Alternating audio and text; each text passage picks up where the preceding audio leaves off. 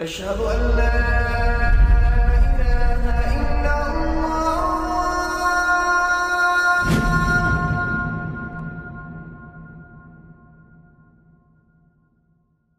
Raindrops media পরিবেশিত audio lecture series সিরাহ।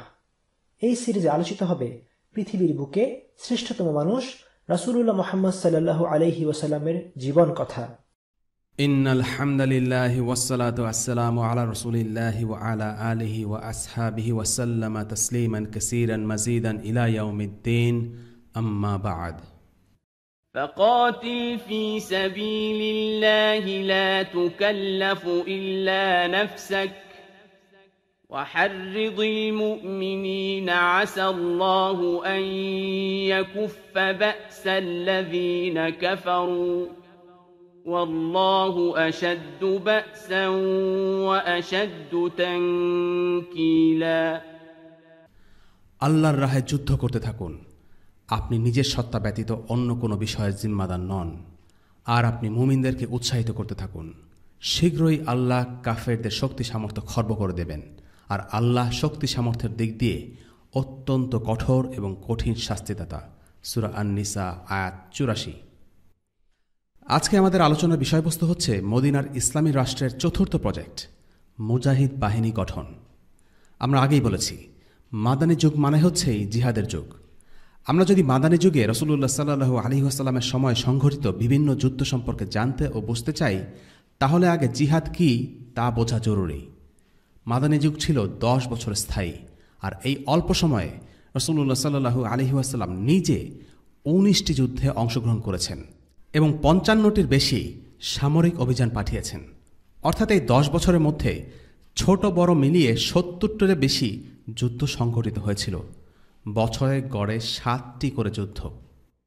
যুদ্ধ মানেই ব্যাপক প্রস্তুতি, অর্থায়ন, অস্ত্রায়ন এবং সেনাবাহিনীকে সুসংগঠিত করা। এই প্রতিটি কাজ খুবই গুরুত্বপূর্ণ এবং সময় সাপেক্ষ। এছাড়াও তখনকার প্রযুক্তিতে আকাশপথের ব্যবহার ছিল না, তাই এক একটি অভিযান বা যুদ্ধস্থলে পায়ে হেঁটে বা ঘোড়ায় করে পৌঁছতে এবং সেখান থেকে ফিরে আসতে অনেক সময় লেগে যেত। এ থেকে বোঝা যায় মাদানী যুগ ছিল কেবলই যুদ্ধেরই যুগ, এবং এই যুদ্ধগুলোর পেছনে অনেক শ্রম, সময় ও অর্থ বিনিয়োগ করতে হয়েছে। তাই স্বাভাবিকভাবে প্রশ্ন আসে, রাসূলুল্লাহ সাল্লাল্লাহু আলাইহি ওয়াসাল্লাম কেন এসব যুদ্ধের পেছনে এত সময় ও শক্তি ব্যয় করলেন? জিহাদ নিয়ে আলোচনা করা আরেকটি কারণে বিশেষ গুরুত্বপূর্ণ। তা হল, বর্তমানে জিহাদের ব্যাপারে নানা ধরনের বিতর্ক কুতর্ক তৈরি হয়েছে। জিহাদ কি, এর উদ্দেশ্য কি, এর পেছনে কারণ কি, জিহাদের শর্ত কি, কখন জিহাদ করতে হবে, কাদের বিরুদ্ধে জিহাদ করতে হবে, ইত্যাদি অনেক ব্যাপারে ভুল ধারণা রয়েছে। আমরা যদি রাসূলুল্লাহ সাল্লাল্লাহু আলাইহি ওয়াসাল্লামের জীবন কাছ থেকে দেখি, আন্তরিকভাবে বোঝার চেষ্টা করি, তাহলে প্রতিটি প্রশ্নের দ্ব্যর্থহীন জবাব পাওয়া সম্ভব ইনশাআল্লাহ। বর্তমানকালে ইসলামের শত্রুরা জিহাদের ধারণাকে বিকৃত করে দেওয়ার জন্য অনেক শ্রম ও অর্থ ব্যয় করছে। এর কারণ হল, মুসলিম বিশ্বে তাদের দখলদারিত্বকে তারা তখনই টিকিয়ে রাখতে পারবে যখন তারা মুসলিমদেরকে জিহাদ থেকে দূরে সরিয়ে রাখতে পারবে। আমাদের এই অঞ্চলের অতীত ইতিহাসে এর সবচেয়ে ভালো উদাহরণ হল কাদিয়ানী সম্প্রদায়। ব্রিটিশরা যখন ভারতীয় উপমহাদেশে দখলদারিত্ব করেছিল, তখন এখানকার আলিমদের সাথে মুসলিমরা ব্রিটিশদের বিরুদ্ধে জিহাদ শুরু করেন। এই জিহাদকে থামিয়ে দিতে ব্রিটিশরা মির্জা গোলাম কাদিয়ানীর সাথে আতাত শুরু করে। এই লোকটা ব্রিটিশদের সাথে এক হয়ে মুসলিমদের বিরুদ্ধে ষড়যন্ত্রে লিপ্ত হয়। মুসলিমদের মাঝে বিভ্রান্তি ও অনৈক্য সৃষ্টির উদ্দেশ্যে সে নিজেকে নবী হিসেবে দাবি করে, এবং অনেকেই তার অনুসারীও হয়। তার এই কাজের পেছনে ব্রিটিশদের রাজনৈতিক সহায়তা ছিল। মির্জা গোলাম কাদিয়ানী ভারতীয় উপমহাদেশের জিহাদের আন্দোলনকে ক্ষতিগ্রস্ত করার উদ্দেশ্যে এই মর্মে একটি ফতোয়া দেয় যে জিহাদের যুগ আর নেই, জিহাদের হুকুম রহিত হয়ে গেছে। পরবর্তীতে আলিমরা তার মিথ্যাচারের বিরুদ্ধে কলম ধরেন, এবং আলহামদুলিল্লাহ আমাদের কাছে এখন পুরোপুরি পরিষ্কার যে এই লোকটি ছিল একটা ভণ্ড ও মিথ্যুক। সে ছিল মূলত ব্রিটিশদের দালাল। কাদিয়ানী বা আহমাদিয়া সম্প্রদায় নিজেদেরকে মুসলিম হিসেবে দাবি করলেও তাদেরকে মুসলিম হিসেবে ধরা হয় না। কাদিয়ানীদের এই ফিতনা আমরা এখন সহজে বুঝতে পারলেও এই ধোঁয়াশা একদিনে কিন্তু কাটেনি। যখন ইসলামের বিরুদ্ধে শত্রুরা ষড়যন্ত্র করে, তখন সেটা বুঝে উঠতেই অনেকের সময় লেগে যায়। আজ থেকে প্রায় 150 বছর আগে ব্রিটিশরা জিহাদ বন্ধ করার জন্য কাদিয়ানী সম্প্রদায়ের জন্ম দিয়েছিল, যারা জিহাদের অর্থকে বিকৃত করেছিল এবং জিহাদের হুকুম রহিত হয়ে গেছে বলে দাবি করেছে। আমাদের ঠিক এই সময়েও পশ্চিমারা একই ষড়যন্ত্র করে চলেছে, তবে ভিন্ন আবেশে, ভিন্ন আঙ্গিকে। এখন হয়তো তারা মির্জা গোলাম কাদিয়ানীর মতো কোনো ভণ্ড নবীর মাধ্যমে মুসলিমদেরকে বিভ্রান্ত করার চেষ্টা করছে না, কিন্তু তারা কিছু ভণ্ড আলিমের মাধ্যমে মুসলিমদেরকে জিহাদের ব্যাপারে ধোঁকা দেওয়ার চেষ্টা করছে। যে কোনো ষড়যন্ত্র সবসময় সূক্ষ্ম থেকে সূক্ষ্মতর হয়। আমাদেরকে এই ব্যাপারে সাবধান হতে হবে। মুসলিম বিশ্বে এখন এমন আলিমও আছে যারা মুসলিম দেশে পশ্চিমা বিশ্বের হামলাকে জায়েজ বলে ফতোয়া দেয়। শুধু তাই নয়, এমন অনেকে আছে যারা পশ্চিমা বাহিনীর সাথে কোনো মুসলিমদের যোগ দেওয়াকে বৈধতা দেয়। এরা হচ্ছে এ যুগের মির্জা গোলাম আহমদ কাদিয়ানী। আমরা লক্ষ্য করছি এ যুগে এসে অনেক আলিম ও দায়ী জিহাদের এমন অর্থ দাঁড়া করাচ্ছেন যা গত 1400 বছরের ইতিহাসে উম্মাহ কখনো দেখেনি। তারা জিহাদের এমন ব্যাখ্যা দাঁড়া করাচ্ছেন যে ব্যাখ্যার সাথে ইসলামের 100 বছর ধরে প্রতিষ্ঠিত মূলধারার ব্যাখ্যার কোনো মিল নেই। তারা জিহাদের সাথে এমন সব শর্ত যোগ করছেন যে শর্তের অস্তিত্ব কোরআন, সুন্নাহ অথবা ফিকহের কিতাবে নেই। এর কারণ কয়েকটা হতে পারে। এই আলিমরা জিহাদের কথা বলতে ভয় পান, অথবা তারা জিহাদের বাস্তবতা সম্পর্কে জানেন না, কিংবা তারা পশ্চিমা সরকারের সাথে আতাতে লিপ্ত। কাজে জিহাদ সম্পর্কে জানতে হলে আমাদেরকে এক্সট্রা প্রিকশন বা অতিরিক্ত সতর্কতা অবলম্বন করা প্রয়োজন। প্রশ্ন আসতে পারে, সালাত, যাকাত বা হজের নিয়ম সম্পর্কে জানতে গেলে বিভ্রান্তির তেমন কোনো অবকাশ নেই, কিন্তু জিহাদের ক্ষেত্রে এমনটা কেন? এর কারণ হল ইসলামের কিছু বিষয়ের বিধান ও নীতি ইসলামের শত্রুরা পছন্দ করে না। তাই তারা এসবের ভুল ব্যাখ্যা দাঁড় করাতে চায়, যেন তারা মুসলিম বিশ্বের উপর তাদের সামরিক, রাজনৈতিক ও সামাজিক দখলদারিত্ব টিকিয়ে রাখতে পারে। জিহাদ হল তার সেসব বিষয়ের একটি, আর তাই এই বিষয়ে সতর্কতা কাম্য। জিহাদ সংক্রান্ত আলোচনার পরিসর অনেক বড়।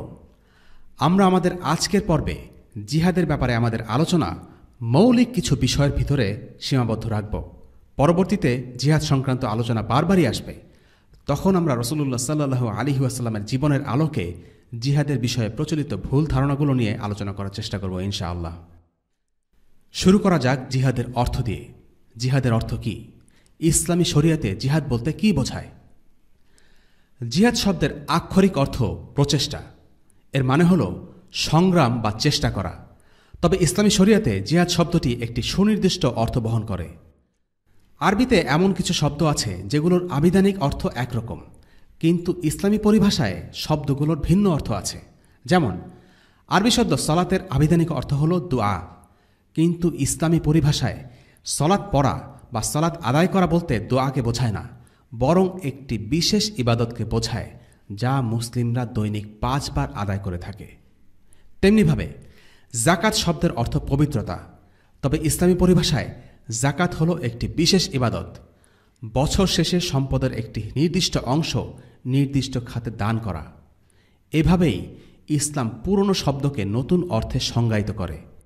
ঠিক তেমনিভাবে জিহাদ শব্দের আবিধানিক অর্থ প্রচেষ্টা হলেও যে কোনো ধরনের প্রচেষ্টা, যেমন পরীক্ষায় ভালো ফল লাভ করার জন্য চেষ্টা কিংবা রোজির জন্য চেষ্টা করা, এগুলো চেষ্টা হলেও জিহাদ নয়।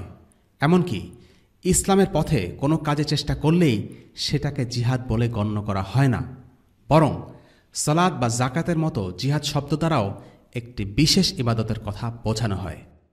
ইসলামী পরিভাষায় শব্দটির অর্থ হল যারা আল্লাহ তাআলার দ্বীনের বিরুদ্ধাচরণ করে, অর্থাৎ যারা আল্লাহর শত্রু, তাদের বিরুদ্ধে দ্বীনকে প্রতিষ্ঠা করতে যুদ্ধ করা। প্রচলিত 4টি সুপ্রতিষ্ঠিত মাযহাবের সংজ্ঞা অনুযায়ী জিহাদ মানে হল আল্লাহর পথে আল্লাহর বাণীকে সর্বোচ্চ আইন হিসেবে প্রতিষ্ঠিত করার জন্য যুদ্ধ করা। সাহাবীরা জিহাদ বলতে যুদ্ধ বিগ্রহকে বুঝেছেন, তাদের পরবর্তী প্রজন্মও একইভাবে বুঝেছেন। আর আমরা আগেই বলেছি, ইসলামের প্রথম 3 প্রজন্ম ইসলামকে সবচেয়ে ভালোভাবে বুঝেছে। কাজেই যে কোনো বিষয়ে সন্দেহ বা বিভ্রান্তি থাকলে আমাদের উচিত এই 3 প্রজন্ম সে বিষয়কে কিভাবে বুঝেছে সেটা জানার চেষ্টা করা। ইসলামী শরিয়াতে জিহাদ বলতে যুদ্ধ বোঝানো হলেও যে কোনো প্রকার যুদ্ধই ইসলামী জিহাদ হিসেবে গণ্য হবে তা নয়। যে কোনো উদ্দেশ্যে যুদ্ধ করলেই তা জিহাদ হয়ে যায় না।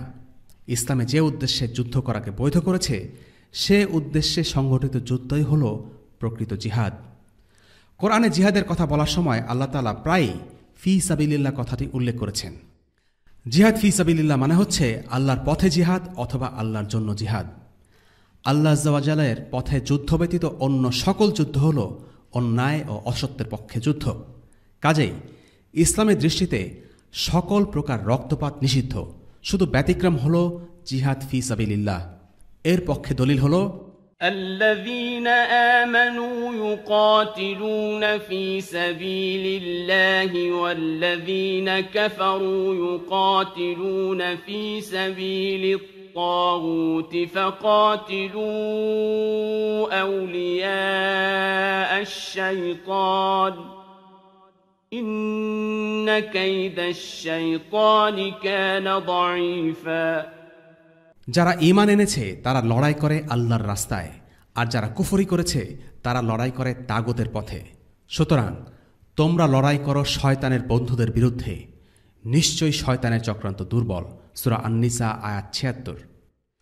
এই আয়াতে আল্লাহ সুবহানাহু ওয়া তাআলা সকল যুদ্ধকে দুই ভাগে ভাগ করেছেন। একটি যুদ্ধ হল আল্লাহর পথে ঈমানদারদের যুদ্ধ, অপরটি তাগুতের পক্ষে কাফিরদের যুদ্ধ। সংক্ষেপে তাগুত হল সেই সত্তা বা উপাস্য যাকে আল্লাহর পাশাপাশি ইবাদত করা হয়, অথবা সেই সীমালঙ্ঘনকারী যে নিজেকে এমন আনুগত্য বা কর্তৃত্বের আসনে দাবি করছে যা কেবল আল্লাহর জন্য নির্দিষ্ট। আল্লাহর রাস্তায় ঈমানদারদের যুদ্ধ একটি প্রশংসনীয় ইবাদত। ইসলামের দৃষ্টিতে যে কোনো যুদ্ধের উদ্দেশ্য হবে আল্লাহর দ্বীনকে সুসংহত করা। এই কারণে জিহাদ ফি সাবিলিল্লাহ ছাড়া অন্য কোনো যুদ্ধের বৈধতা ইসলামে নেই। ইসলামে জিহাদের একটাই উদ্দেশ্য, আর তা হল শুধুমাত্র লা ইলাহা ইল্লাল্লাহ এই কালিমার জন্য যুদ্ধ। একমাত্র এই যুদ্ধই হল ন্যায়ের পক্ষে যুদ্ধ, এই যুদ্ধই হল একমাত্র বৈধ যুদ্ধ। আল্লাহ তাআলা হলেন আল খালিক, বিশ্বজগতের সৃষ্টিকর্তা, তাই বৈধতা ও অবৈধতাকে সংজ্ঞায়িত করার অধিকার একমাত্র তাঁর। যে কোনো আইনকে বৈধতা এবং অগ্রাধিকার দেওয়ার মালিক একমাত্র আল্লাহ। উদাহরণস্বরূপ, বৈজ্ঞানিক দৃষ্টিকোণ থেকে সপ্তাহে 7টা দিনই সমান, কিন্তু আল্লাহ সুবহানাহু ওয়া তাআলার কাছে শুক্রবার সপ্তাহের বাকি দিনগুলোর থেকে অধিক পছন্দনীয়। ভৌগোলিক বা সৌর ক্যালেন্ডার হিসাবে রমাদান মাসের সাথে অন্যান্য মাসের কোনো পার্থক্য নেই, কিন্তু আল্লাহ তাআলা অন্যান্য মাসের চেয়ে এই রমাদান মাসকে অধিক পছন্দনীয় মাস হিসেবে নির্ধারণ করেছেন। ঠিক একইভাবে তিনি যুলহিজ্জা মাসের অথবা জিলহজ মাসের প্রথম 10 দিনকে পছন্দ করেছেন। এই 10 দিনের আমলের জন্য বিশেষ পুরস্কার নির্ধারণ করেছেন। আবার রমাদানের শেষ 10 রাত খুবই গুরুত্বপূর্ণ, এবং এই শেষ 10 রাতের বিজোড় রাতগুলোর মধ্য থেকে আল্লাহ আযজা ওয়া জাল লাইলাতুল কদর নির্ধারণ করেছেন, যেটি বছরের শ্রেষ্ঠতম রাত। যে কোনো কিছুর পবিত্রতা ও যে কোনো কাজের বৈধতা প্রদানের মালিক কেবল আল্লাহ আযজা ওয়া জাল। এখন আসা যাক জিহাদ ফি সাবিলিল্লাহর মূল উদ্দেশ্য কি। জিহাদ ফি সাবিলিল্লাহর মূল উদ্দেশ্য হল মানুষকে অন্য সব কিছুর দাসত্ব থেকে মুক্ত করে শুধুমাত্র আল্লাহ তাআলার দাসে পরিণত করা। সুতরাং সৃষ্টির দাস না হয়ে বরং মানুষ সৃষ্টিকর্তার দাস হবে, এটাই মানুষের জন্য সাজে। কেননা মানুষ হল সৃষ্টির সেরা, এবং সৃষ্টির সেরা হয়ে সে আরেক সৃষ্টির ইবাদত করতে পারে না। মানুষ হয়ে সে অন্য মানুষের বানানো ধর্ম বা আদর্শের অনুসরণ করতে পারে না। জিহাদ ফি সাবিলিল্লাহ আল্লাহর দাসত্ব করার জন্য মানুষের জন্য একটি অনুকূল পরিস্থিতি সৃষ্টি করে, কারণ জিহাদ মুসলিম অমুসলিম সকলকে ইসলামের কল্যাণময় শাসনের ছায়াতলে নিয়ে আসে। ইসলামে কাউকে মুসলিম হওয়ার জন্য বাধ্য করা হয় না, তবে ইসলামী ব্যবস্থার মধ্যে থাকতে বাধ্য করা হয়, যাতে মানুষ ইসলামের সৌন্দর্য বুঝতে পারে এবং ইসলাম গ্রহণে উৎসাহী হয়। একটি হাদিসে রাসূলুল্লাহ সাল্লাল্লাহু আলাইহি ওয়াসাল্লাম বলেছেন, আল্লাহ সেই সব লোকদের দেখে অভিভূত হন যাদেরকে শেকলবদ্ধ করে জান্নাতে প্রবেশ করানো হয়েছে। একজন আলিম এই কথার ব্যাখ্যায় বলেছেন, এরা হলো সেসব লোক যাদেরকে অনিচ্ছা সত্ত্বেও ইসলামের মধ্যে প্রবেশ করানো হয়েছে এবং এর ফলে তারা জান্নাতে প্রবেশ করেছে। আমরা দেখি গড়পড়তা মানুষ দ্বীনের ব্যাপারে খুব একটা চিন্তিত নয় বা কনসার্ন না, হোক সে মুসলিম বা অমুসলিম। রাসূলুল্লাহ সাল্লাল্লাহু আলাইহি ওয়াসাল্লাম যখন মক্কাবাসীদের ডেকে বলেছিলেন, আমি এসেছি তোমাদেরকে এক কঠিন শাস্তির ব্যাপারে সতর্ক করতে, তখন আবু লাহাব কোনো পাত্তাই দেয়নি। উল্টো সে রাসূলুল্লাহ সাল্লাল্লাহু আলাইহি ওয়াসাল্লামকে বলেছিল, ধ্বংস হোক তোমার হাত, এসব অনর্থক আলাপ করার জন্যই কি তুমি আমাদের ডেকেছ? আবু লাহাবের বিরক্তির কারণ হল সে তার দুনিয়াবী কাজকর্ম বন্ধ করে এসেছিল এই ভেবে যে রাসূলুল্লাহ সাল্লাল্লাহু আলাইহি ওয়াসাল্লাম গুরুত্বপূর্ণ কিছু বলবেন। আল্লাহ রসুলের বক্তব্য খুবই গুরুত্বপূর্ণ ছিল সত্যি, কিন্তু আবু লাহাবের কাছে তা গুরুত্বপূর্ণ মনে হয়নি, কারণ সেখানে দুনিয়ার লাভের কোনো কথা নেই। তাই যখন আবু লাহাব দেখতে পেল যে রাসূলুল্লাহ সাল্লাল্লাহু আলাইহি ওয়াসাল্লাম সবাইকে তাওহীদের পথে ডাকছেন, তখন সে খুব রেগে গেল। ওই সময়ই আল্লাহ তাআলা সূরা লাহাব নাজিল করেন। মৌখিক দাওয়া আর জিহাদের পার্থক্য হল, জিহাদ হল এমন একটি পন্থা যা মানুষকে ইসলামকে গুরুত্বের সাথে বিবেচনা করতে বাধ্য করে, যা অনেক সময় মুখের কথাতে হয় না। মাক্কী জীবনের ১৩ বছরের দাওয়াতি কার্যক্রমে খুব অল্প লোকই মুসলিম হয়েছিল, কিন্তু যখন সাহাবারা মদিনায় এসে জিহাদ ফি সাবিলিল্লাহ শুরু করলেন এবং লোকেরা ইসলামের ছায়াতলে আসলো, তখন তারা তাদের কথা গুরুত্বের সাথে নিতে বাধ্য হল, কারণ তখন তাদের হাতে কর্তৃত্ব ছিল। তারা শাসন ক্ষমতাকে কাজে লাগিয়ে দাওয়াত দিয়েছেন বিধায় এই দাওয়াহ অনেক কার্যকরী হয়েছিল। মানুষ দলে দলে ইসলামে প্রবেশ করেছিল। যেখানে মক্কায় ১৩ বছর অতিবাহিত হওয়ার পরও রাসূলুল্লাহ সাল্লাল্লাহু আলাইহি ওয়াসাল্লামের সাথে মাত্র ১০০ জনের মতো সাহাবা ছিলেন, সেখানে মদিনাতে প্রতি বছর ১,০০০ মানুষ ইসলাম গ্রহণ করত। মক্কা বিজয়ের সময়ে অংশ নিয়েছিল ১০,০০০ মুসলিম, বিদায় হজে অংশ নিয়েছে ৯০,০০০, আর যখন রাসূলুল্লাহ সাল্লাল্লাহু আলাইহি ওয়াসাল্লাম ইন্তেকাল করলেন, তখন তার জানাজা পড়েছিলেন ১,১৪,০০০ মুসলিম। এই পরিসংখ্যানটি দেখিয়ে দেয় জিহাদের মাধ্যমে ইসলাম রাষ্ট্রীয়ভাবে কার্যকরী হলে কত দ্রুত ইসলাম মানুষের মধ্যে ছড়িয়ে পড়ে। অনেকেই প্রশ্ন করে, ইসলাম পালন করতে হলে কি ইসলামী রাষ্ট্র থাকতেই হবে? বাস্তবতা হচ্ছে, অন ইসলামিক শাসন ব্যবস্থা কখনোই ইসলামের উত্থান মেনে নিতে পারে না। আর তাই ইসলাম ও বাতিলের চিরন্তন সংঘাতের বাস্তবতা হলো এটাই যে যখনই কোনো রসুলকে কোনো জাতির কাছে পাঠানো হয়েছে, তারা তাদের বিরোধিতা করেছে। ইসলামের আদর্শকে কখনোই কাফিররা বিজয়ী হতে দিতে চায় না, কারণ ইসলামের উত্থান মানেই হল বাতিল ও জালিম শক্তির পতন। আধুনিককালের রাষ্ট্রগুলো এর ব্যতিক্রম নয়। প্রতিটি ধর্মনিরপেক্ষ রাষ্ট্র দাবি করে তারা সবাইকে ধর্ম পালনের স্বাধীনতা দেয়, কিন্তু বাস্তবতা হচ্ছে এই স্বাধীনতা হচ্ছে সীমিত স্বাধীনতা। তারা ধর্মের ঠিক ততটুকু স্বাধীনতা দেয় যতটুকু দিলে তাদের জাহিলিয়াতি ব্যবস্থা টিকে থাকে। সেকুলার ব্যবস্থা বাক স্বাধীনতায় বিশ্বাস করা দাবি করলেও সেকুলারিজমের সমালোচনা সে সহ্য করে না।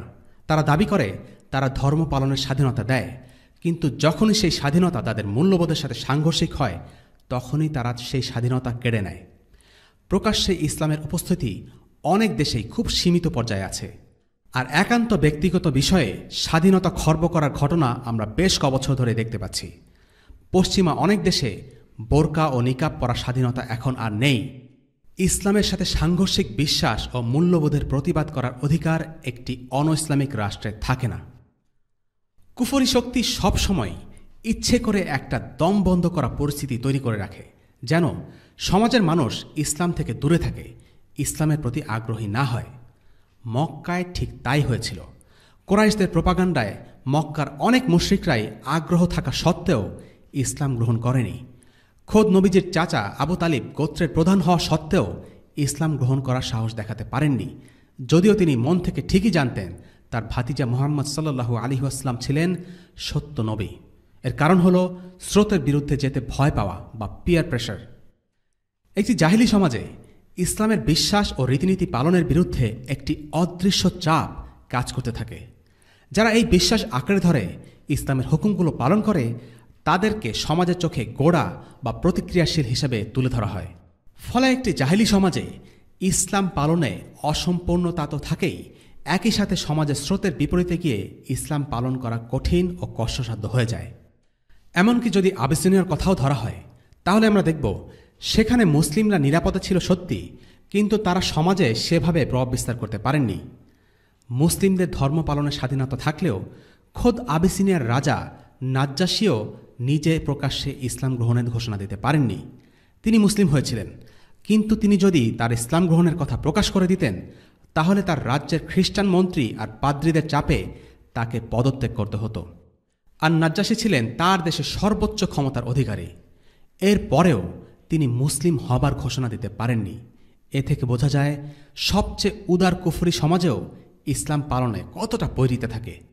আর তাই স্থায়ী ও চূড়ান্ত সমাধান হল ইসলামী রাষ্ট্র প্রতিষ্ঠা, যে রাষ্ট্রে আল্লাহর আইন হবে সার্বভৌম, ইসলাম পালনে যেখানে কোনো বাধা থাকবে না, যেখানে ইসলামের বিশ্বাস ও মূল্যবোধগুলো নিরাপদ ও অক্ষত থাকবে, যেখানে কুফরি বিশ্বাস ও জাহিলিয়াতি মূল্যবোধকে প্রশ্রয় দেয়া হবে না। আর এ কারণেই ইসলাম পরিপূর্ণতা পায় রাষ্ট্রীয় ব্যবস্থা হিসেবে প্রতিষ্ঠিত হবার মাধ্যমে। একজন মুসলিম কখনো জুলুম আর অন্যায়ের শাসন মেনে নিতে পারে না। ইসলাম ছাড়া অন্য সকল ধর্ম আর মতাদর্শ হল মিথ্যা। তাই ইসলাম অন্য কোনো ধর্ম বা মতাদর্শের শাসনকে স্বীকৃতি দেয় না। যদি খ্রিস্ট ধর্মের কথা বলা হয়, যদি হিন্দু ধর্মের কথা বলা হয়, তাহলে আমরা দেখব এই ধর্মবিশ্বাসগুলো মানুষকে পথভ্রষ্ট করেছে, এই ধর্মের শাসন মানুষের উপর জুলুম করেছে। ঠিক একই কথা বলা চলে বর্তমান মতাদর্শগুলোর ক্ষেত্রেও। জাতীয়তাবাদ আর ধর্মনিরপেক্ষতার জয় জয়কার এই যুগে। গণতন্ত্র আর শান্তি প্রতিষ্ঠার নামে জাতিসংঘ আর রাষ্ট্রীয় বৈধতার লাইসেন্সে যে পরিমাণ খুনোখুনি, সম্পদ লুণ্ঠন, দখলদারিত্ব আর জুলুম হয়েছে তা পৃথিবীর ইতিহাসে আর কখনো হয়নি। দুঃখজনক হল এসবের অসারতা প্রমাণ হওয়ার পরেও আমরা মুসলিমরা ইসলামকে বাদ দিয়ে এই বাতিল আদর্শের পক্ষে বলি আউড়ে যাচ্ছি। ইসলাম এসেছে এই মিথ্যা বাতিল মাবুদদের জুলুমের শাসনকে উৎখাত করতে, আর এই উৎখাত করার প্রক্রিয়ার নাম হল জিহাদ। সাহাবীদের কাছে জিহাদ মানে ছিল মিথ্যার বিরুদ্ধে যুদ্ধ করে সত্যকে প্রতিষ্ঠা করা। আর তাই তারা আরব মুশরিকদের বিরুদ্ধে জিহাদ করেছেন, রোমান খ্রিস্টানদের বিরুদ্ধে যুদ্ধ করেছেন, পারস্যের মাজুসীদের বিরুদ্ধে যুদ্ধ করেছেন, জেরুসালেম থেকে ইহুদিদের কর্তৃত্ব প্রতিস্থাপন করেছেন। সাহাবীদের অনুসারী তাবেঈনরা ভারতীয় উপমহাদেশে হিন্দুদের বিরুদ্ধে যুদ্ধ করেছেন। এভাবে করেই পৃথিবীর একটা বড় অংশ ইসলামের আইন, নীতি ও ইনসাফের শাসন প্রতিষ্ঠা লাভ করেছে। আর ইসলামের শাসিত এই বিশাল অঞ্চলের নাম হয়েছিল দারুল ইসলাম বা ইসলামের ভূমি। কাজেই স্রেফ মানুষ হত্যা করা জিহাদের উদ্দেশ্য নয়, বরং জিহাদের আসল উদ্দেশ্য হচ্ছে জাহেলিয়াতি শাসন ব্যবস্থাকে উৎখাত করা। এই প্রক্রিয়ায় যে বা যারা জাহেলিয়াতি শাসন ব্যবস্থাকে রক্ষা ও প্রতিষ্ঠা করার জন্য অস্ত্র হাতে তুলে নেয় কিংবা কথা ও কাজ দিয়ে সক্রিয়ভাবে ইসলামের বিরুদ্ধে প্রোপাগান্ডা চালায়, ইসলাম প্রতিষ্ঠায় বাধা দান করে, ইসলাম তাদের বিরুদ্ধে জিহাদের আদেশ দেয়।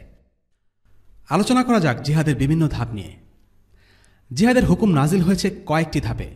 ইমাম ইবনুল কাইয়িম রাহিমাহুল্লাহ তার জাদ আল মাআদ গ্রন্থে বলেছেন, প্রাথমিক যুগে জিহাদ নিষিদ্ধ ছিল, জিহাদ করার জন্য অনুমতি দেয়া হয়নি।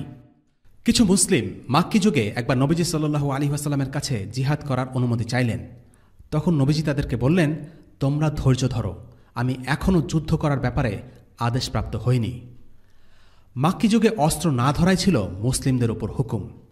প্রথম ধাপে রাসূলুল্লাহ সাল্লাল্লাহু আলাইহি ওয়াসাল্লাম মুসলিমদেরকে ধৈর্য ধারণ করতে বলেছেন।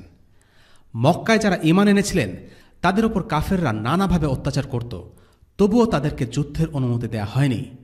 নিজেদেরকে যুদ্ধ থেকে বিরত রাখাটা আরবদের জন্য খুব একটা সহজ ছিল না, কারণ তাদের গোত্রভিত্তিক সমাজ ব্যবস্থায় যুদ্ধ ছিল নিত্যনৈমিত্তিক ব্যাপার।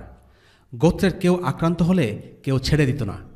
তাই নিজেদেরকে যুদ্ধ থেকে সংযত রাখা মক্কার মুসলিমদের জন্য খুবই কষ্টকর ছিল।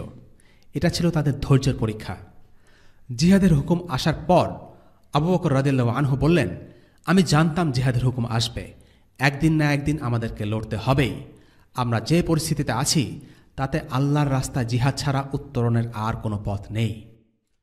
এরপর দ্বিতীয় পর্যায়ে মুসলিমদের জিহাদের অনুমতি দেয়া হয়, তবে তা বাধ্যতামূলক করা হয়নি, নিছক অনুমতি দেয়া হয়। আল্লাহ তাআলা বলেন, أذن للذين يقاتلون بأنهم ظلموا وإن الله على نصرهم لقدير।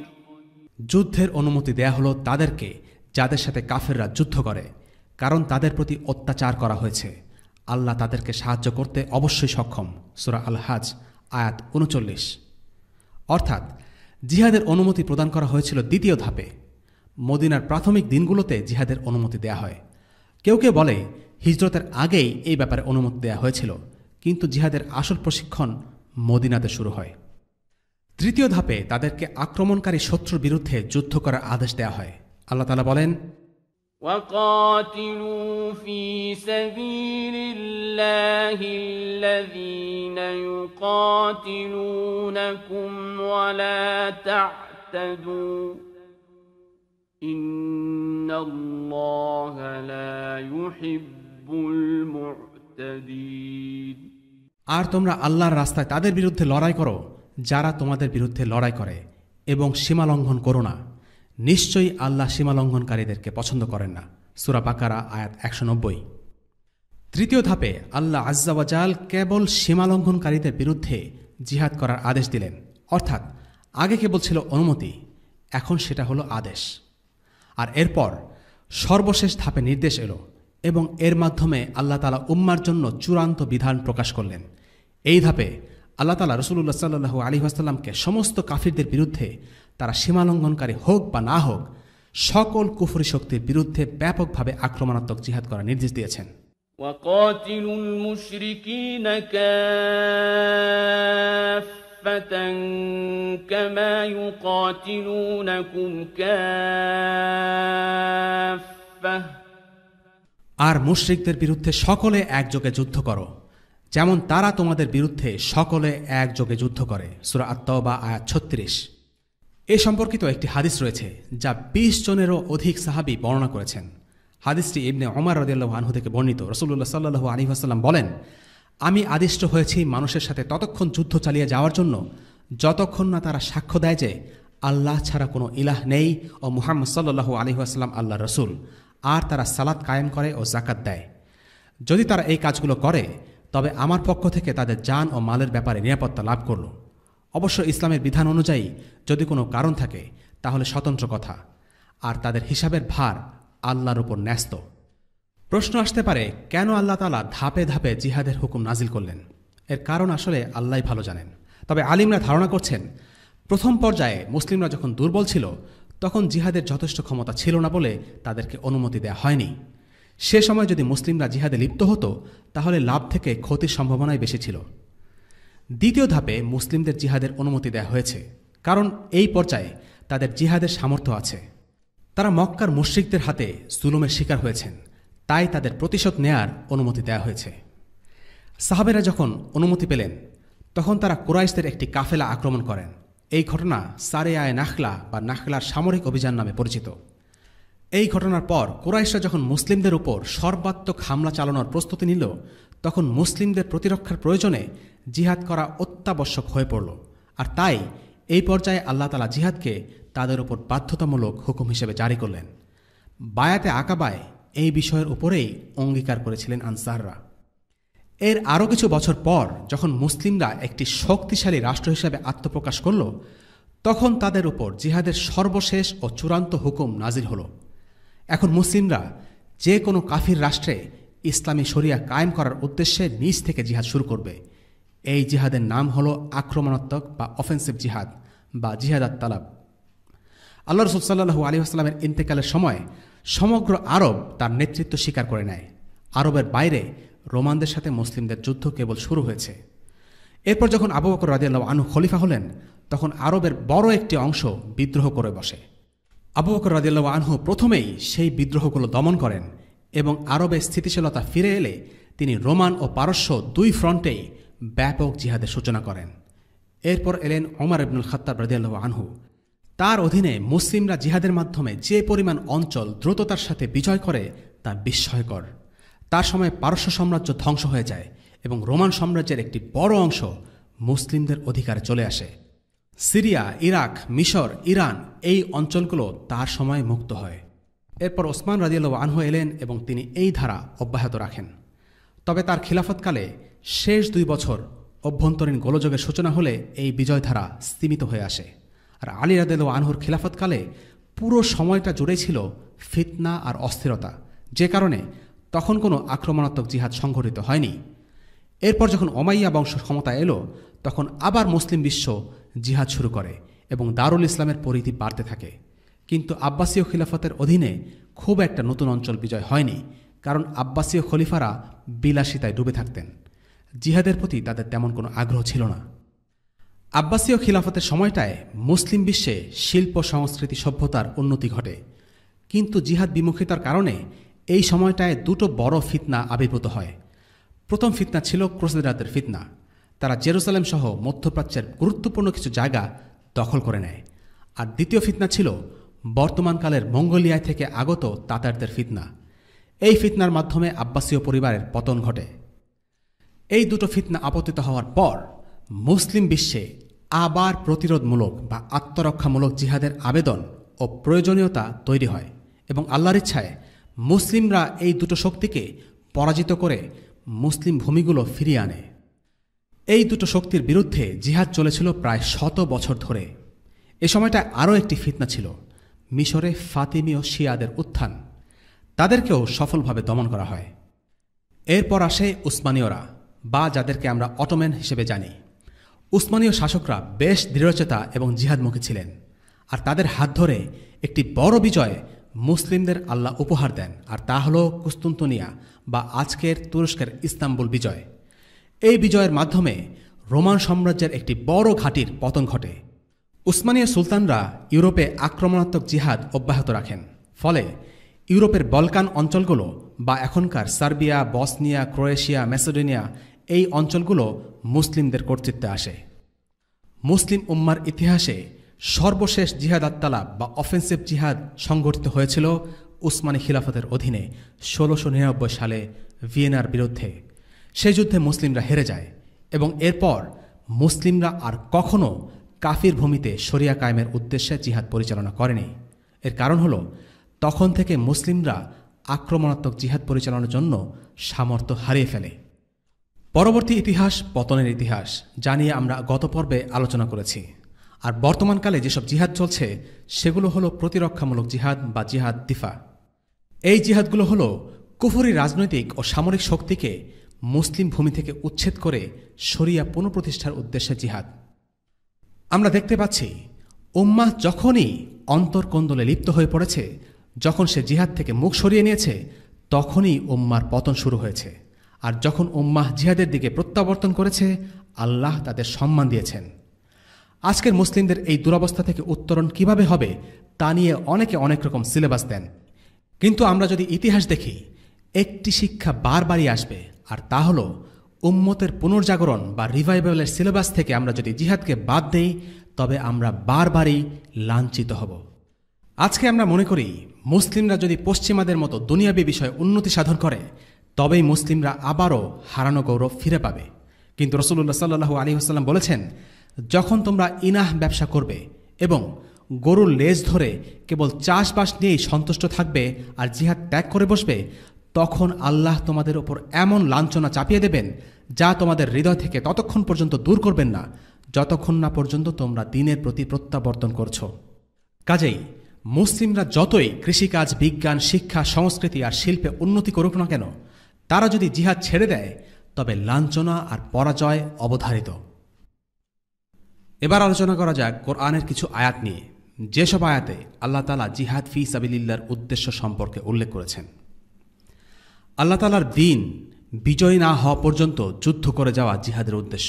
আল্লাহ তাআলা বলেন, وَقَاتِلُوهُمْ حَتَّى لَا تَكُونَ فِتْنَةٌ وَيَكُونَ الدِّينُ كُلُّهُ لِلَّهِ। আর তাদের সাথে যুদ্ধ করতে থাকো যতক্ষণ না ভ্রান্তি শেষ হয়ে যায় এবং আল্লাহর সমস্ত হুকুম প্রতিষ্ঠিত হয়ে যায়। সূরা আনফাল আয়াত 39। এই আয়াতের ব্যাখ্যায় ওস্তাদ সৈয়দ কুতুব রাহিমাহুল্লাহ বলেন, মুসলিমদের আরেকটি দায়িত্ব হল ইসলামী দাওয়ার পথে যে কোনো শক্তি বা দুশমনকে ধ্বংস করে দেওয়া, যারা এই দাওয়াতের পথে প্রতিবন্ধকতা হিসেবে কাজ করে। হতে পারে তারা মানুষকে ইসলামের পথে আহ্বান করার স্বাধীনতা দেয় না, কিংবা তারা ইসলাম গ্রহণে মানুষকে বাধা দেয়, অথবা ইসলাম গ্রহণের পথে মানুষকে ফিতনায় ফেলে দেয়। মুসলিমদের দায়িত্ব এমন সমস্ত শক্তির বিরুদ্ধে লড়াই করে যাওয়া যতক্ষণ না পর্যন্ত এমন কোনো শক্তি অবশিষ্ট থাকে যারা মানুষকে ইসলাম গ্রহণের পথে ফিতনা হয়ে দাঁড়ায়। এর মানে এই নয় যে লোকজনকে ইসলাম গ্রহণে বাধ্য করা হবে, বরং এর মানে হচ্ছে যে আল্লাহর আইন সর্বোচ্চ আইন। তাই কেউ যদি ইসলাম গ্রহণ করতে চায়, সে যেন নির্ভয়ে তা করতে পারে। এরপর জিহাদের দ্বিতীয় উদ্দেশ্য হচ্ছে ইবাদতের স্থানসমূহকে সুরক্ষিত রাখা। আল্লাহ তাআলা বলেন, إِنَّ الله يدافع عن الذين آمنوا إن الله لا يحب كل خوان كفور أذن للذين يقاتلون بأنهم ظلموا وإن الله على نصرهم لقدير الذين أخرجوا من ديارهم بغير حق إلا أن يقولوا ربنا الله ولولا دفع الله الناس بعضهم ببعض لهدمت صوامع وبيع وصلوات ومساجد يذكر فيها اسم الله كثيرا ولينصرن الله من ينصره إن الله لقوي عزيز আল্লাহ মুমিনদের থেকে শত্রুদেরকে হটিয়ে দেবেন। আল্লাহ কোনো বিশ্বাসঘাতক অকৃতজ্ঞকে পছন্দ করেন না। যুদ্ধের অনুমতি দেয়া হলো তাদেরকে যাদের সাথে কাফেররা যুদ্ধ করে, কারণ তাদের প্রতি অত্যাচার করা হয়েছে। আল্লাহ তাদেরকে সাহায্য করতে অবশ্যই সক্ষম। যাদেরকে তাদের ঘরবাড়ি থেকে অন্যায়ভাবে বহিষ্কার করা হয়েছে শুধু এই অপরাধে যে তারা বলে আল্লাহ আমাদের রব। আল্লাহ যদি মানবজাতির এক দলকে অপর দল দ্বারা প্রতিহত না করতেন, তবে খ্রিস্টানদের নির্জন গির্জা, ইবাদতখানা, ইহুদিদের উপাসনালয় এবং মসজিদ সমূহ বিধ্বস্ত হয়ে যেত, যেগুলোতে আল্লাহর নাম অধিক স্মরণ করা হয়। আল্লাহ নিশ্চয়ই তাদেরকে সাহায্য করবেন যারা আল্লাহর সাহায্য করে। নিশ্চয়ই আল্লাহ পরাক্রমশালী, শক্তিধর। সূরা আল হাজ আয়াত 38 থেকে 40। জিহাদ হচ্ছে মানুষের রক্ষা কবচ। যদি জিহাদের হুকুম না থাকত তাহলে মুমিনেরা ধ্বংস হয়ে যেত। একে বলা হয় সুন্নাতুল মুদাফা। যদি না আল্লাহ জিহাদের হুকুম জারি করতেন তাহলে খ্রিস্টানদের গির্জা, ইহুদিদের উপাসনালয় এবং মসজিদগুলো ধ্বংস হয়ে যেত। যে কারণে মসজিদের সাথে খ্রিস্টানদের গির্জা ও ইহুদিদের উপাসনালয়ের কথা উল্লেখ করা হয়েছে তার কারণ হল মুসলিমরা সর্বপ্রথম জিহাদ শুরু করেনি, বরং সর্বপ্রথম যাদের উপর জিহাদের হুকুম নাজিল হয়েছে তারা হল বনে ইসরাইল। তারাই সর্বপ্রথম আল্লাহর পথে জিহাদে অংশ নিয়েছে। এই কারণে তাদের ইবাদতখানার কথা উল্লেখ করা হয়েছে। বনে ইসরায়েলের আগের জাতিদেরকে জিহাদের আদেশ দেয়া হয়নি। সে সময়ে আল্লাহ তাআলা বিভিন্ন মুজিজার মাধ্যমে নবীদের শত্রুদের ধ্বংস করে দিতেন। তাই তখন মুমিনদের যুদ্ধে জড়ানোর কোনো প্রয়োজন ছিল না। সর্বপ্রথম জিহাদ করেছে মূসা আলাইহিস সালামের উম্মত। জিহাদের উদ্দেশ্য অশান্তি সৃষ্টি করা নয়, বরং অশান্তি এবং যাবতীয় অন্যায় ও জুলুম থেকে নিষ্কৃতি পাওয়াই জিহাদের উদ্দেশ্য। শয়তানের উদ্দেশ্য হল ভালো কাজকে মন্দ হিসেবে উপস্থাপন করা এবং মন্দ কাজকে ভালো হিসেবে। জিহাদ একটি ইবাদত এবং এই ইবাদতকে অশান্তি বা ফিতনা ভাবার কোনো কারণ নেই, কেননা আল্লাহ তাআলাই বলেছেন জিহাদের মাধ্যমে বস্তুত শান্তি প্রতিষ্ঠা পায়। ولولا دفع الله الناس بعضهم ببعض لفسدت الأرض ولكن الله ذو فضل على العالمين আল্লাহ যদি একজনকে অপরজনের দ্বারা প্রতিহত না করতেন তাহলে গোটা দুনিয়া বিধ্বস্ত হয়ে যেত। কিন্তু বিশ্ববাসীর প্রতি আল্লাহ একান্তই দয়ালু, করুণাময়। সূরা বাকারা 251। জিহাদ হচ্ছে মানুষের জন্য একটি পরীক্ষা। ذلك ولو يشاء الله لانتصر منهم ولكن ليبلو بعضكم ببعض আল্লাহ ইচ্ছা করলে তাদের কাছ থেকে প্রতিশোধ নিতে পারতেন, কিন্তু তিনি তোমাদের একজনকে অন্যের দ্বারা পরীক্ষা করতে চান। সূরা মুহাম্মদ আয়াত 4। সুতরাং সশস্ত্র যুদ্ধ হল মুমিন ও কাফির উভয়ের জন্য পরীক্ষাস্বরূপ। জিহাদের মাধ্যমে আল্লাহ মুমিনদেরকে ধৈর্য পরীক্ষা করেন, যেমনটা আল্লাহ বলেছেন সূরা আলে ইমরানে, أم حسبتم أن تدخلوا الجنة ولما يعلم الله الذين جاهدوا منكم ويعلم الصابرين তোমরা কি ভেবেছ যে তোমরা জান্নাতে প্রবেশ করবে, অথচ আল্লাহ এখন পর্যন্ত পরখ করেননি তোমাদের মধ্যে কে জিহাদ করেছে আর কারা ধৈর্যশীল? আল্লাহ যাচাই করেন মুমিনরা তার রাহে কতটুকু ত্যাগ স্বীকার করতে পারে। একজন মুমিন আল্লাহ তাআলার জন্য সর্বোচ্চ ত্যাগ স্বীকার হিসেবে নিজের জীবন ও সম্পদ উৎসর্গ করতে পারে। জিহাদের মাধ্যমে প্রমাণ হয় আসলে সে নিজের জীবন আর নিজের সম্পদ আল্লাহর জন্য উৎসর্গ করতে রাজি কিনা। জিহাদের মাধ্যমে প্রমাণ হয় বান্দা কাকে সবচেয়ে ভয় করে, আল্লাহকে নাকি তার সৃষ্টিকে। জিহাদ একজন মুজাহিদকে বিশুদ্ধ করে তোলে, তার মধ্যে দৃঢ়তা ও আত্মবিশ্বাস দান করে। জিহাদ হল ইসলামের শত্রুদের মনে ভয় ধরিয়ে দেওয়ার একটি মোক্ষম ইবাদত। আল্লাহ বলেন, وَأَعِدُّوا لَهُم مَّا اسْتَطَعْتُم مِّن قُوَّةٍ وَمِن رِّبَاطِ الْخَيْلِ تُرْهِبُونَ بِهِ عَدُوَّ اللَّهِ وَعَدُوَّكُمْ وَآخَرِينَ مِن دُونِهِمْ لَا تَعْلَمُونَهُمُ اللَّهُ يَعْلَمُهُمْ وَمَا تُنفِقُوا مِن شَيْءٍ فِي سَبِيلِ اللَّهِ يُوَفَّ إِلَيْكُمْ وَأَنتُمْ لَا تُظْلَمُونَ। তোমরা কাফিরদেরকে মোকাবেলা করার জন্য যথাসাধ্য শক্তি ও সদাসজ্জিত অশ্ববাহিনী প্রস্তুত রাখবে, যা দ্বারা আল্লাহর শত্রু ও তোমাদের শত্রুদেরকে ভীত সন্ত্রস্ত করবে। এছাড়া অন্যান্যদেরকেও, যাদেরকে তোমরা জানো না কিন্তু আল্লাহ জানেন।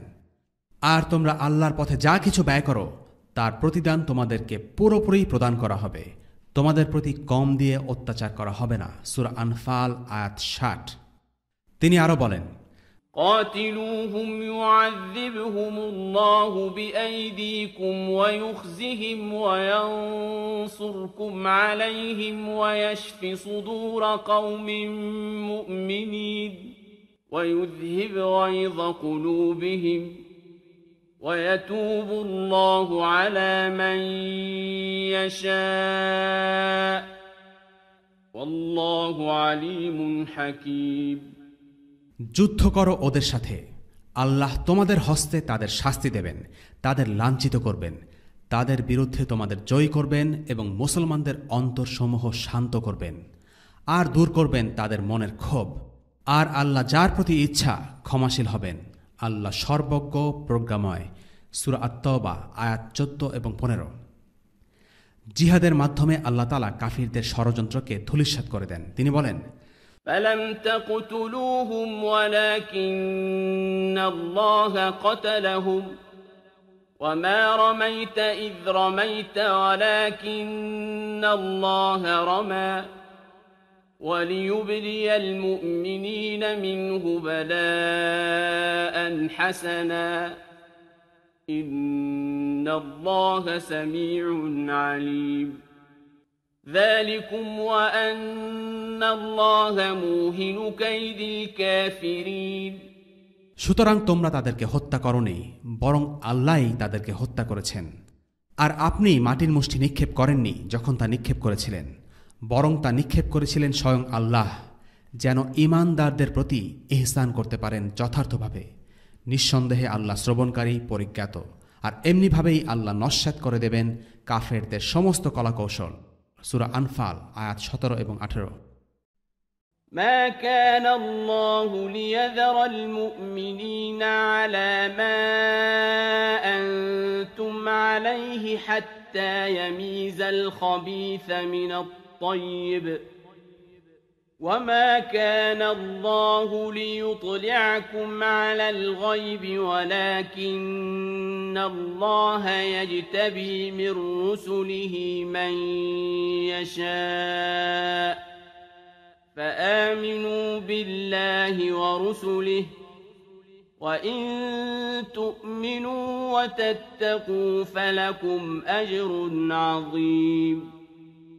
অসৎকে সৎ থেকে পৃথক না করা পর্যন্ত তোমরা যে অবস্থায় আছো আল্লাহ মুমিনদেরকে সে অবস্থা ছেড়ে দিতে পারেন না, এবং আল্লাহ তোমাদেরকে গায়েবের বিধান জ্ঞাত করেন না।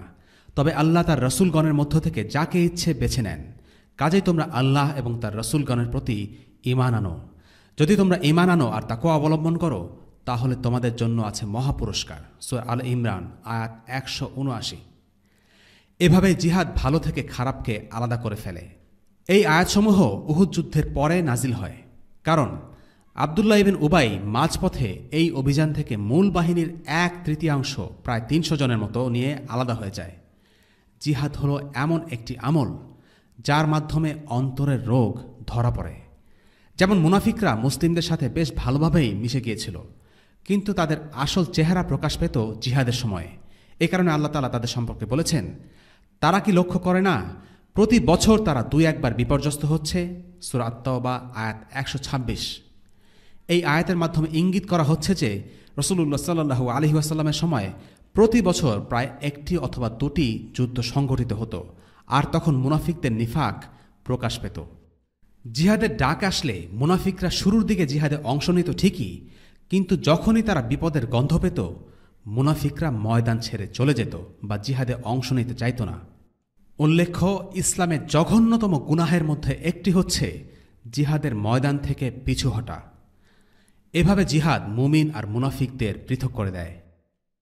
জিহাদের আরেকটি গুরুত্বপূর্ণ উদ্দেশ্য হল মুসলিমদের জান ও মালকে নিরাপদে রাখা। বিভিন্ন পরিস্থিতিতে প্রতিরক্ষার প্রয়োজনে জিহাদ করতে হয়। যেমন প্রথম পরিস্থিতি, যদি কাফিরদের ভূমিতে মুসলিমরা কুফর শক্তি দ্বারা আক্রান্ত হয়। যদি কোনো কাফির দেশে মুসলিমরা স্বাধীনভাবে ও নিরাপদে দিন পালন করতে না পারে ও জুলুমের শিকার হয় এবং সেখান থেকে তারা অন্য কোনো নিরাপদ জায়গায় হিজরত করতে সমর্থ না হয়, তাহলে অন্যান্য দেশে অবস্থানরত সামর্থ্যবান মুসলিমদের দায়িত্ব হল সেনাবাহিনী জড়ো করে সেসব কাফিরদের উপর আক্রমণ করা যারা মুসলিমদের উপর অত্যাচার করছে। অর্থাৎ এই জিহাদ হল অসহায় দুর্বল মুসলিমদের প্রতিরক্ষার জন্য জিহাদ। আল্লাহ বলেন, وما لكم لا تقاتلون في سبيل الله والمستضعفين من الرجال والنساء والولدان الذين يقولون ربنا أخرجنا من هذه القرية الظالم أهلها الذين يقولون ربنا أخرجنا من هذه القرية الظالم أهلها واجعل لنا من لدنك وليا واجعل لنا من لدنك نصيرا। তোমাদের কি হয়েছে যে তোমরা আল্লাহর পথে এবং অসহায় নারী পুরুষ আর শিশুদের রক্ষার জন্য লড়াই করবে না, যারা দোয়া করছে, হে আমাদের প্রতিপালক, আমাদেরকে এই জালিম অধ্যুষিত জনপদ হতে মুক্তি দাও, তোমার পক্ষ হতে কাউকে আমাদের অভিভাবক বানিয়ে দাও এবং তোমার পক্ষ হতে কাউকে আমাদের সাহায্যকারী করে দাও। সূরা আন-নিসা আয়াত 75।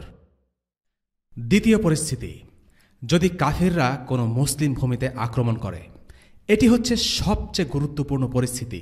এই ব্যাপারে ইসলামের ফকিহগণ একমত যে কাফিররা যদি কোনো মুসলিম ভূমিতে হামলা চালায় তবে মুসলিমদেরকে অবশ্যই জিহাদ করতে হবে এবং নিজেদের ভূমিকে প্রতিরক্ষা করতে হবে। কেননা যদি তারা মুসলিমদের ভূমি দখল করে তবে তারা মুসলিমদের উপর সমানে অত্যাচার করবে এবং ইসলামের আইনকে বাতিল করে দিয়ে মানবরচিত আইন দিয়ে মুসলিম ভূমি শাসন করতে থাকবে। এটা হচ্ছে একটি বড় ফিতনা। এই ফিতনার বিরুদ্ধে জিহাদ বাধ্যতামূলক। ইমাম ইবনে কুদামা রাহিমাহুল্লাহর মতে 3টি পরিস্থিতিতে জিহাদ করা ফরজে আইন হয়ে যায়।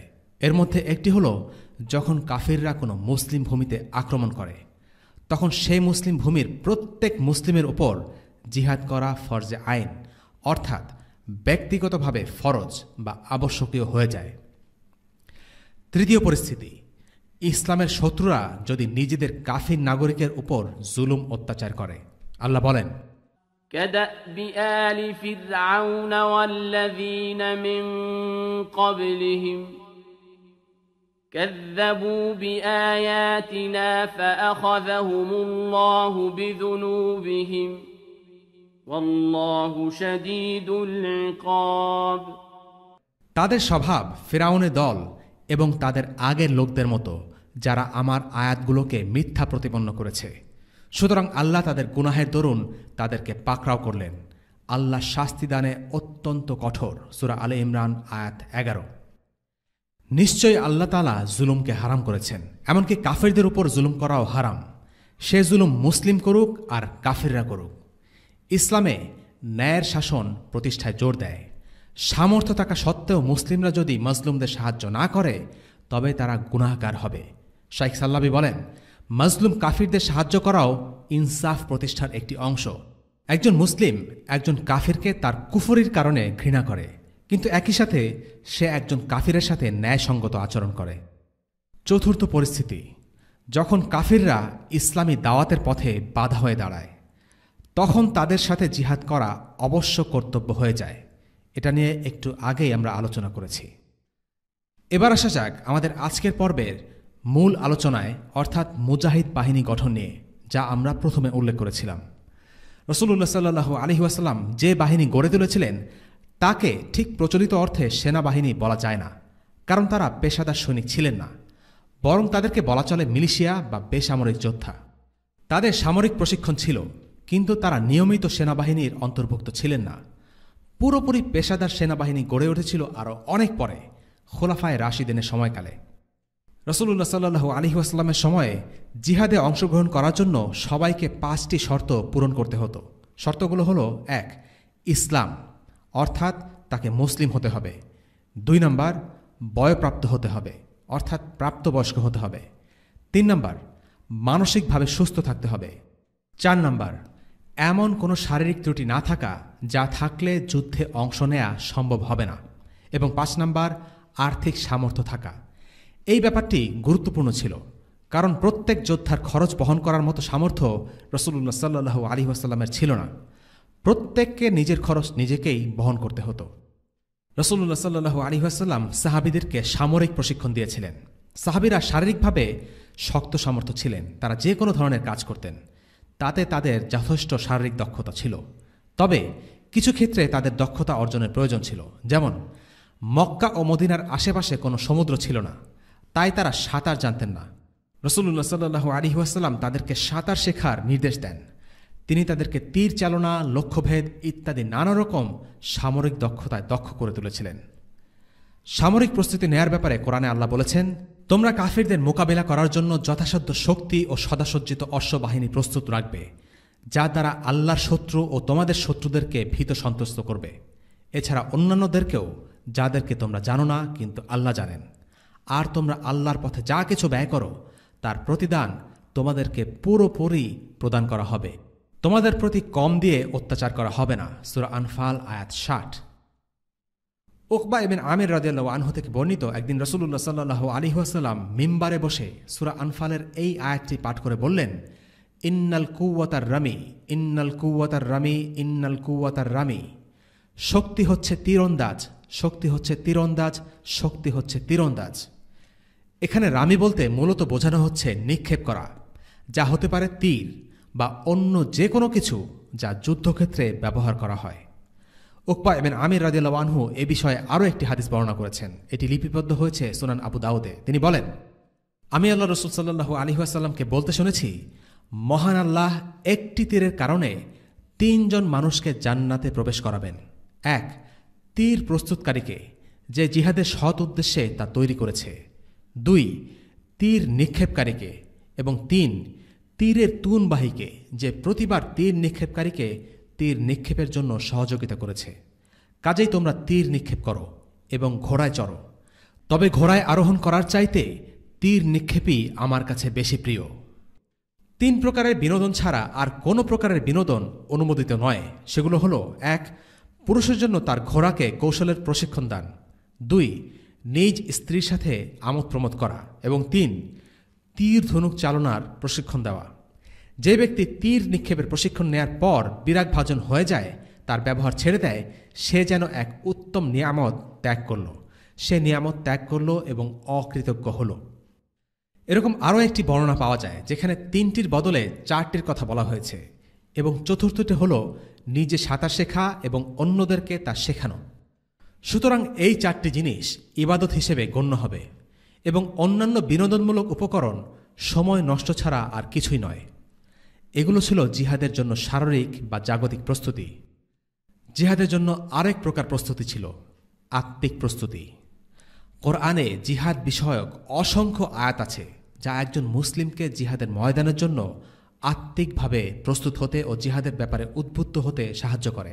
আল্লাহ বলেন, إن الله اشترى من المؤمنين أنفسهم وأموالهم بأن لهم الجنة يقاتلون في سبيل الله فيقتلون ويقتلون وعدا عليه حقا في التوراة والإنجيل والقرآن ومن أوفى بعهده من الله فاستبشروا ببيعكم الذي بايعتم به وذلك هو الفوز العظيم নিশ্চয়ই আল্লাহ মুমিনদের কাছ থেকে তাদের জান আর মাল কিনে নিয়েছেন, কারণ তাদের জন্য বিনিময়ে আছে জান্নাত।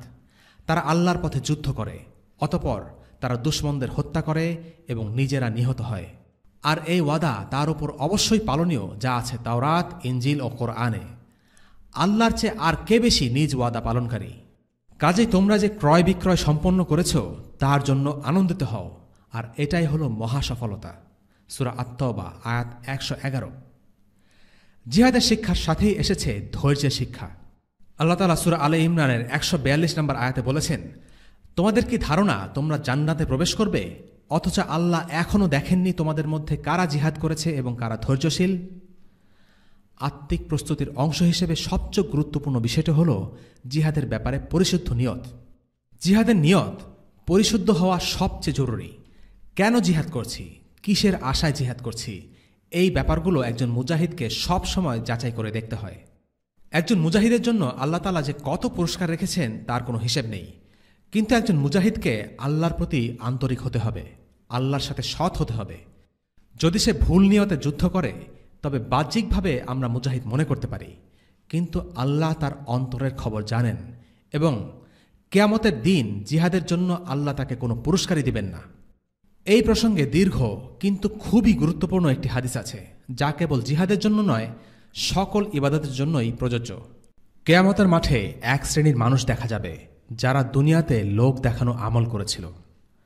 আবু হুরায়রা রাদিয়াল্লাহু আনহু থেকে বর্ণিত, তিনি বলেন, রাসূলুল্লাহ সাল্লাল্লাহু আলাইহি ওয়াসাল্লাম বলেছেন, কিয়ামতের দিন সর্বপ্রথম যে ব্যক্তির বিচার করা হবে সে হবে একজন শহীদ।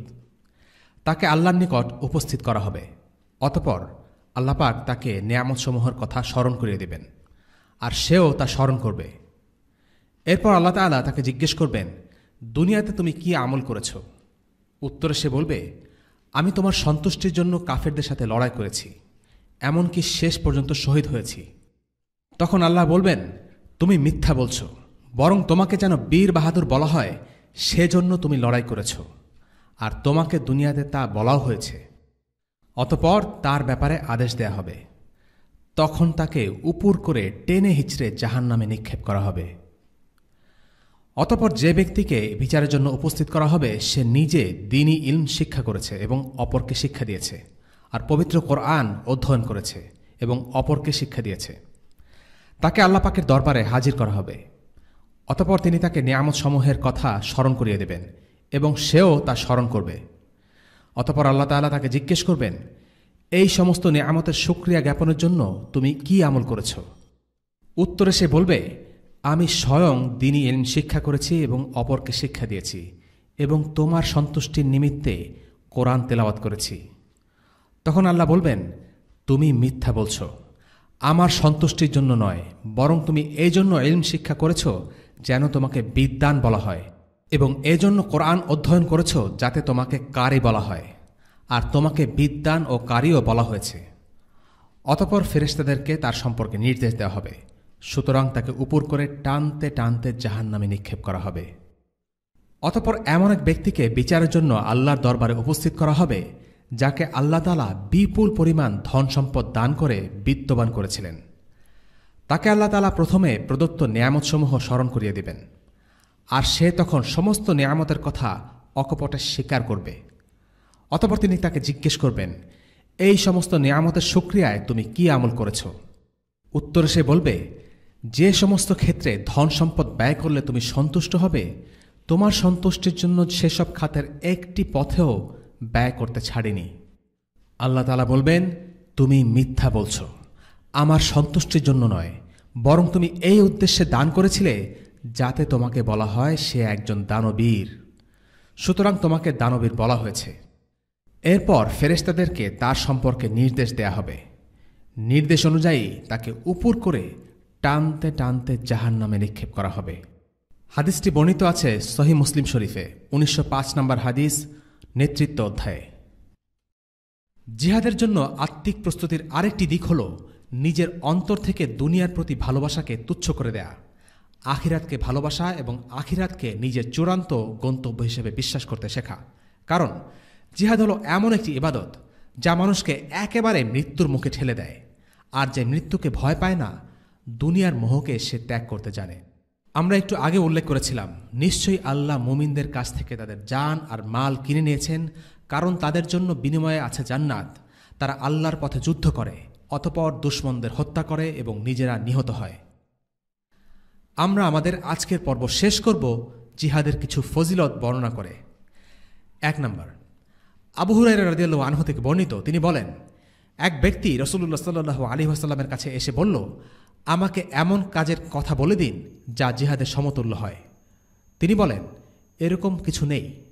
এরপর তিনি বললেন, তুমি কি এতে সক্ষম হবে যে মুজাহিদ যখন বেরিয়ে যায় তখন তুমি মসজিদে প্রবেশ করবে এবং দাঁড়িয়ে ইবাদত করতে থাকবে এবং এতটুকু আলস্য করবে না, আর সিয়াম পালন করতে থাকবে এবং সিয়াম ভাঙবে না? লোকটি বলল, তা কার সাধ্য? আবু হুরায়রা রাদিয়াল্লাহু আনহু মন্তব্য করেন, মুজাহিদ তখনও নেকি পায় যখন তার ঘোড়া রশিতে বাঁধা অবস্থায় ঘোরাঘুরি করে। এই হাদিস থেকে বোঝা যায় যে একজন মুজাহিদের সওয়াব ক্রমাগত সালাত ও সিয়াম রাখার চেয়ে বেশি। 2 নম্বর, মুসলিমরা যখন তাবুকের যুদ্ধ থেকে ফিরে আসলো তখন রাসূলুল্লাহ সাল্লাল্লাহু আলাইহি ওয়াসাল্লাম মুআয ইবনে জাবাল রাদিয়াল্লাহু আনহুকে ডেকে বললেন, তুমি যদি জানতে চাও তবে আমি তোমাকে দ্বীনের মূল ভিত্তি, স্তম্ভ আর চূড়া সম্পর্কে বলবো। ইসলাম হলো দ্বীনের ভিত্তি, এর স্তম্ভ হলো সালাত, আর এর চূড়া হলো জিহাদ ফি সাবিলিল্লাহ। 3 নম্বর, ওমর ইবনে উবাইদুল্লাহর আজাদকৃত দাস আবু নাজার রাদিয়াল্লাহু আনহু থেকে বর্ণিত, তিনি বলেন, আমি ওমর ইবনে উবাইদুল্লাহর লেখক ছিলাম। তিনি বলেন, আমার নিকট আব্দুল্লাহ ইবনে আওফা রাদিয়াল্লাহু আনহু একটি চিঠি লেখেন। তখন আমি হারুরিয়ার দিকে অভিযানে বের হয়েছিলাম। আমি চিঠিটি পড়লাম। তাতে লেখা ছিল, কোনো এক সম্মুখ সমরে আল্লাহ রাসূল সাল্লাল্লাহু আলাইহি ওয়াসাল্লাম সূর্য ঢলে যাওয়া পর্যন্ত অপেক্ষা করলেন। এরপর তিনি সাহাবীদের সামনে দাঁড়িয়ে ঘোষণা দিলেন, শোনো, তোমরা শত্রুর সাথে যুদ্ধে অবতীর্ণ হওয়ার আকাঙ্ক্ষা করো না এবং আল্লাহ তাআলার কাছে নিরাপত্তার দোয়া চাইবে। কিন্তু যদি তোমরা কখনো শত্রুর সম্মুখীন হও তখন ধৈর্য ধারণ করবে। জেনে রেখো, তরবারের ছায়াতলে জান্নাত। এবং 4 নম্বর, যায়েদ ইবনে খালিদ আল জুহানি রাদিয়াল্লাহু আনহু থেকে বর্ণিত, রাসূলুল্লাহ সাল্লাল্লাহু আলাইহি ওয়াসাল্লাম বলেছেন, যে ব্যক্তি কোনো মুজাহিদের যুদ্ধোপকরণ সংগ্রহ করে দিল সেও জিহাদে অংশগ্রহণ করল, আর যে ব্যক্তি কোনো মুজাহিদের পরিবার পরিজনের তত্ত্বাবধান করল সেও জিহাদে অংশ নিল। সবশেষে বলা যায়, সামরিক প্রশিক্ষণের উপর এই ব্যাপক গুরুত্ব দেখিয়ে দেয় মুসলিমরা একটি সর্বাত্মক যুদ্ধের দিকে ধাবিত হচ্ছিল। এই ধরনের ক্ষেত্রে পুরো সমাজের ব্যাপক সামরিকায়ন করা হয় এবং সমাজের মনোযোগ ও প্রচেষ্টার একটা বড় অংশকে সমরশক্তির পেছনে ব্যয় করা হয় যেন তারা নিজেদের প্রতিরক্ষা করতে পারে। রাসূলুল্লাহর সময়ে এভাবেই মুসলিম সমাজ নিজেকে প্রস্তুত করেছিল। নবগঠিত ইসলামী রাষ্ট্রকে রক্ষা করার জন্য রাসূলুল্লাহ সাল্লাল্লাহু আলাইহি ওয়াসাল্লাম মুসলিমদেরকে তাদের জান মাল কথা দিয়ে কাফিরদের সাথে যুদ্ধ করার নির্দেশ দিয়েছেন। আজকের পর্ব এতটুকুই। পরবর্তী পর্বে আমরা আলোচনা করব মদিনার প্রাথমিক যুগের কিছু ঘটনা এবং সামরিক অভিযানের সূচনা নিয়ে ইনশাআল্লাহ। ওয়াসাল্লাল্লাহু আলা সাইয়্যিদিনা মুহাম্মদ ওয়া আলা আলিহি ওয়া আসহাবিহি ওয়াসাল্লাম। আলহামদুলিল্লাহি রাব্বিল আলামিন। আসসালামু আলাইকুম ওয়া রাহমাতুল্লাহি ওয়া বারাকাতুহু। রেইনড্রপস মিডিয়ার অন্যান্য প্রজেক্ট সম্পর্কে জানতে ভিজিট করুন www.raindropsmedia.org অথবা ফেসবুক পেজ www.facebook.com/raindropsmedia অথবা ইউটিউব চ্যানেল www.youtube.com/raindropsmediaorg2015